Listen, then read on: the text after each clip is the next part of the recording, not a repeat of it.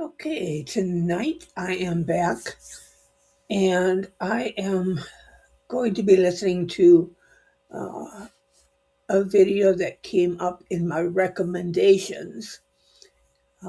It is, I guess, information regarding Dimash. I don't know how much of it will be new or how much of it will be things that we are all familiar with, but I'm going to give it a spin and see what's on it.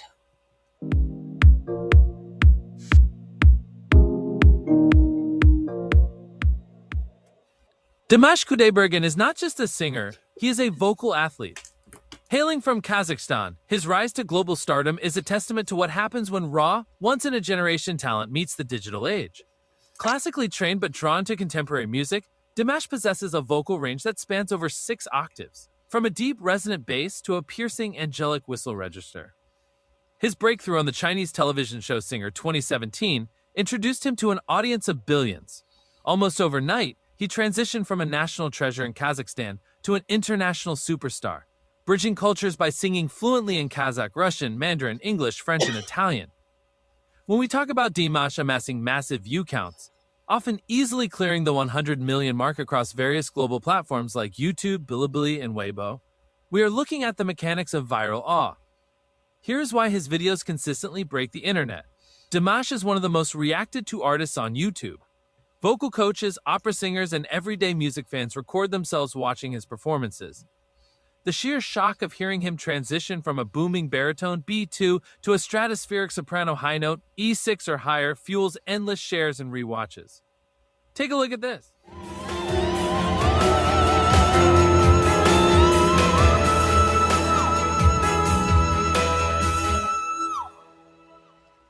Performances like his rendition of the French rock opera classic Souvenir en détresse or his whistle register Little showcase in Opera 2 mispronunciation have there. become legendary. They aren't just songs, they are benchmark tests for what the human voice can achieve. His intensely dedicated fanbase, known as Deers, ensures that every release, concert clip, and television appearance is streamed, translated, and shared globally, pushing his view counts into the stratosphere. The 20-minute concert experience. While a standard pop song lasts 3 minutes, a true Dimash experience cannot be contained in such a short window. Fans routinely seek out 20-minute concert segments, medleys, or extended live sets, like his massive Bastau or D Dynasty concerts, because watching him live is a theatrical event.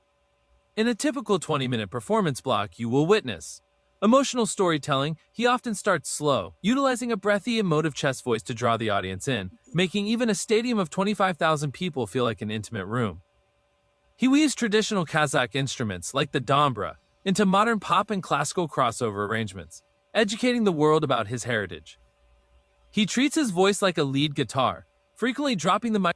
I'm going to stop it for a moment. One of the things he said is something that I really appreciate about the Deer audiences.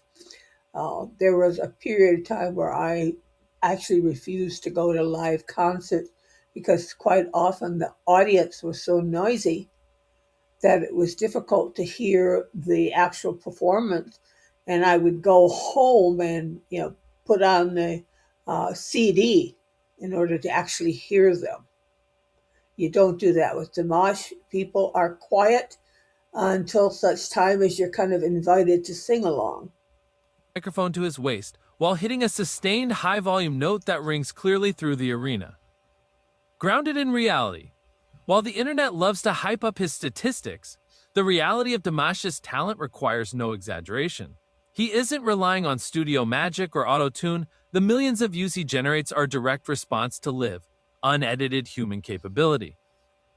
He proves that in an era of manufactured pop, there is still a massive global hunger for pure, unadulterated musical virtuosity.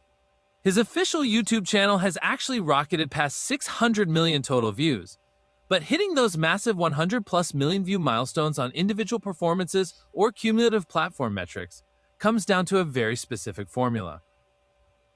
The anatomy of a 20-minute Dimash masterclass. When viewers click on a 20-minute chunk of a Dimash concert, like his legendary Bastau concert in Kazakhstan, his D Dynasty show in Moscow, or the Stranger Tour in Almaty, they aren't just getting background music. They are watching a highly produced multi-genre spectacle.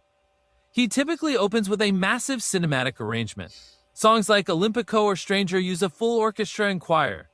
He establishes his dominance immediately, hitting operatic high notes that let the stadium know his voice is the main instrument. Dimash is a fiercely proud Kazakh.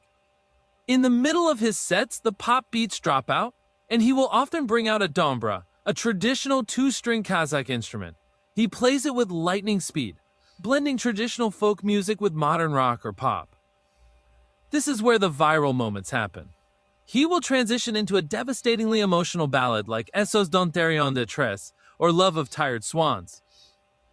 He drops to his knees, utilizes his whistle register, the highest register of the human voice, and leaves the audience in literal tears. His performance of this Vidas classic on China's Singer 2017 was the match that lit the powder keg. The sheer power of his vocal climbs in this song spawned thousands of vocal coach reacts videos, which acts as a massive multiplier for his view counts. To understand his scale, look at this release. It is a 13-minute long epic music video. He composed a 9-minute song for it. That feels like a blockbuster movie. It proves he isn't just making pop songs, he is making cinematic events. A perfect example of his classical crossover appeal. Okay, I'm going to stop again and just make some comments about the production of this video.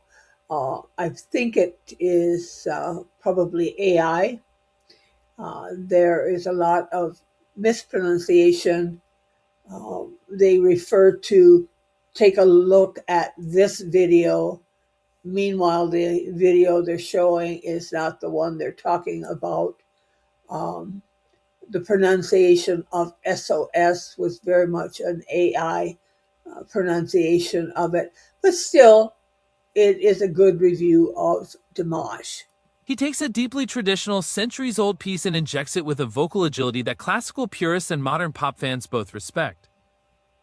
The Deers fandom engine. You cannot write about Dimash's online statistics without mentioning his fandom, the Deers. Unlike passive listeners, Deers operate almost like a dedicated street team. They organize global streaming parties, translate his Kazakh and Russian lyrics into dozens of languages within hours of a release, and coordinate to push his videos past the 100 million view marks on platforms from YouTube to China's Bilibili. They are the driving force behind his algorithm dominance. At the end of the day, the 100 million views, the 6-octave range, and the sold-out stadiums are just numbers. What truly makes Dimash Kudaibergen a once-in-a-generation phenomenon is his ability to connect. Whether it's a 5-minute television cover or a 20-minute stadium epic, he doesn't just sing the notes, he makes you feel every single one of them. But now, I turn it over to you. Whether you are a dedicated member of the Deers or you just discovered his voice today, what is the one Dimash performance that completely blew your mind? Was it SOS, Opera 2, or something else? Drop your favorite track in the comments below, because I want to go watch them. If you enjoyed this deep dive into musical mastery, make sure to hit that like button and subscribe for more breakdowns of the most fascinating figures on the internet. Until Well, it wasn't exactly a deep dive on there, but uh, a good generalization, probably for someone who uh, is not familiar with Dimash, maybe a starter introduction on there. It would have been nice to have included, even if it was just a couple of seconds at each, of some actual audio of Dimash. But that is all we get, and so I'm going to say good night. And I apologize, Annette. I suddenly getting some severe spasms, and so my expressions were not of distaste but of pain. So anyway, good night.